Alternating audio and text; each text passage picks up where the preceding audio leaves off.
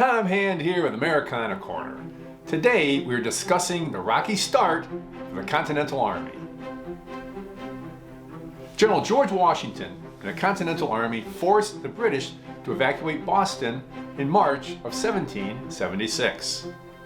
After refitting in Halifax, the British Army arrived in New York Harbor later that summer. But Washington had anticipated that move and was waiting for them.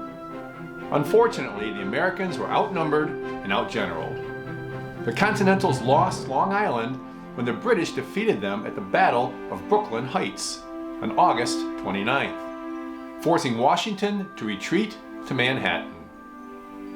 2 weeks later, British General William Howe launched an amphibious assault at Kip's Bay, and the inexperienced Connecticut militia melted away without firing a shot. Washington retreated to Upper Manhattan, where he established a strong position and repulsed the British at the Battle of Harlem Heights, a victory that restored some confidence in the men. After sitting idle for a month, the British forced the Continentals to abandon Manhattan, except for Fort Washington at its north end. Its commander, Colonel Robert McGaw, convinced Washington to defend rather than abandon the fort.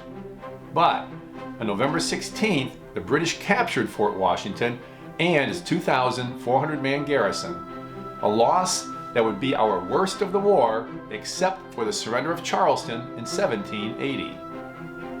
Washington now had no choice but to cross the Hudson River and retreat south through New Jersey, crossing into Pennsylvania in December 1776.